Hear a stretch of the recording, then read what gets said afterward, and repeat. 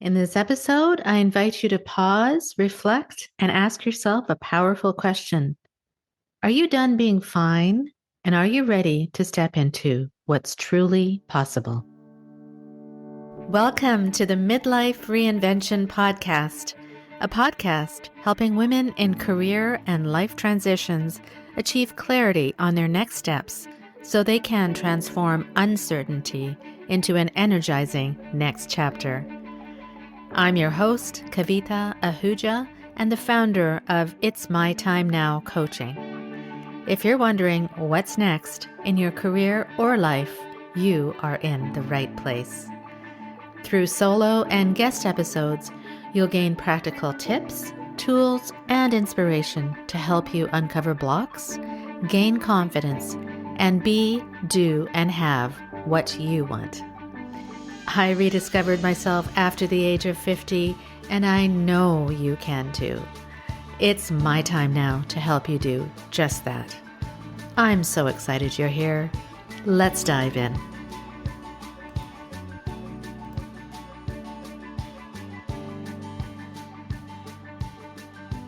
Hello, my friend, and welcome back to another episode of the Midlife Reinvention Podcast. I hope you had a really lovely Christmas if you celebrate it, or however you celebrate this season. It's such a wonderful time for family and friends and love and reflection, isn't it? We had an amazing time on Christmas Eve celebrating with my son's fiance's family. And it really is amazing to me that even though we have different cultures, ours being Indian and theirs being Colombian, we have so much in common. The love for family and traditions and good food and, yes, partying as well. And I wasn't sure what I wanted to really tell you about today until I reflected on my own past year and what I'm hoping for myself and my family in 2026. A lot has happened recently, and perhaps it's because we're all getting older, and you may feel this too. As we age, our parents become more and more a responsibility. And I had the opportunity to meet my parents recently. I mean, even though they are in their late 80s and 90s, they're thankfully still doing really well, both physically and emotionally. I've had other friends, however, whose parents have passed away recently or whose parents are very sick. I've also seen a lot of people suffering from depression and anxiety or who have gotten ill and are generally feeling down about life. And this made me reflect on why this happens at this time of year. And of course, it is because we are in a transition period. The end of the year and the beginning of a new one are meant to bring new things. They are meant to feel exciting, and we are meant to look forward to it all. Yet for some people, this is just not the case. And this is what I primarily want to talk to you about today. The pressure of feeling excitement for the new year can have its reverse effect on some people, especially if they feel like they don't have anything to look forward to, or if they don't feel like they have a purpose to move forward. But is that really true? Can we actually create the excitement or hopefulness despite our circumstances?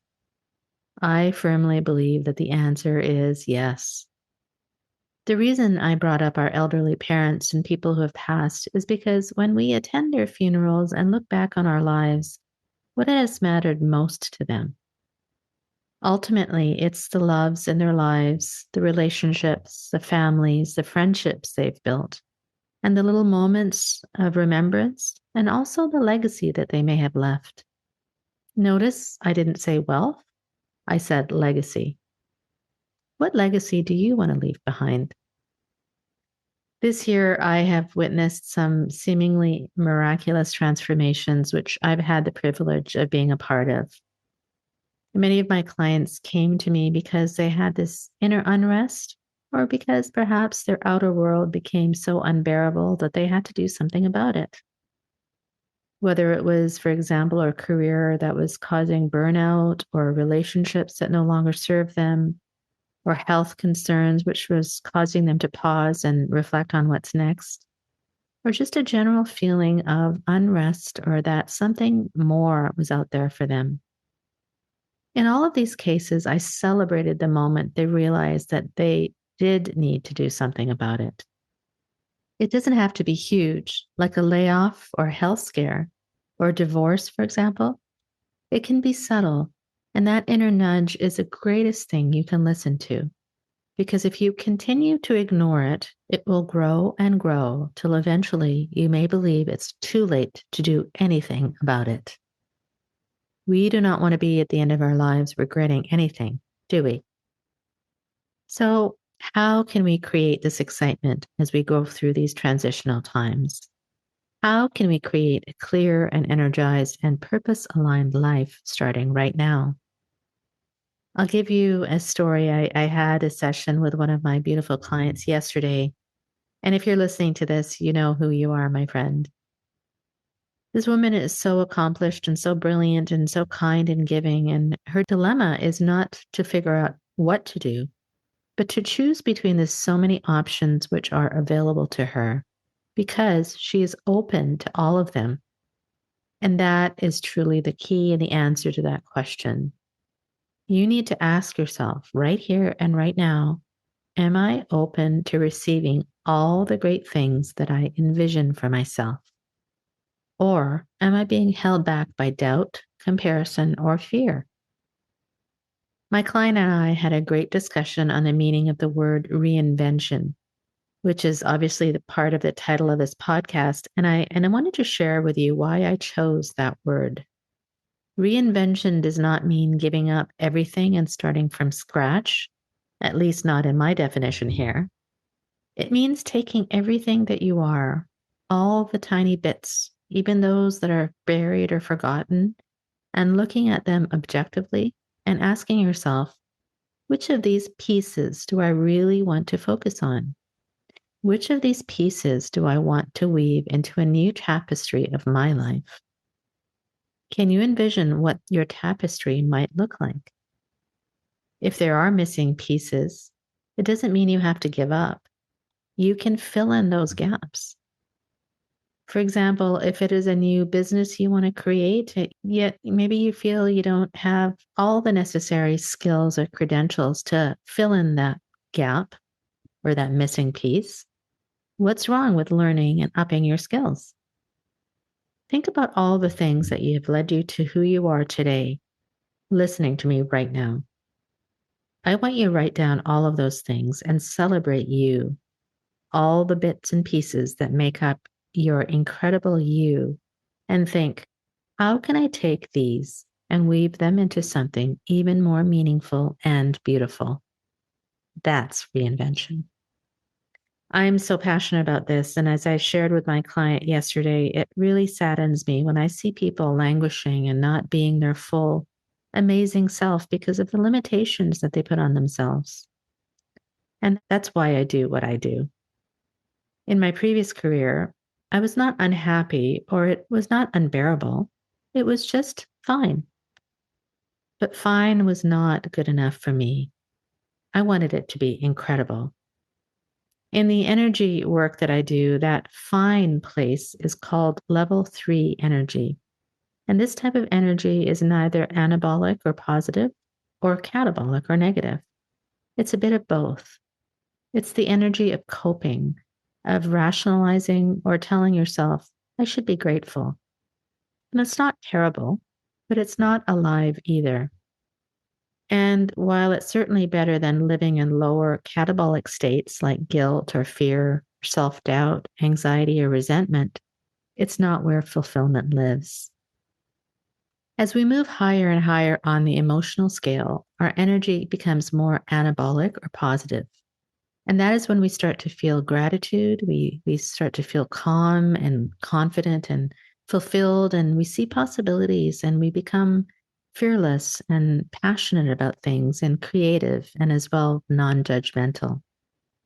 These are all anabolic emotions, which lead to the resulting actions of creation and innovation and a life that feels purposeful and beautiful. So when we look at our lives as they are objectively right now, appreciate and acknowledge all the great things about yourself. Envision what can be possible. Limit the negative beliefs in your head and work towards understanding your purpose or reason for being, or your Ikigai. Then we can move up this emotional and energetic scale, and that's when we see the possibilities around us.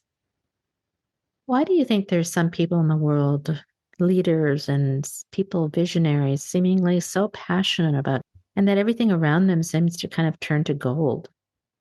Do you think it's magic? Absolutely not. Those people have tapped into the essence of who they are at their core, and you can too.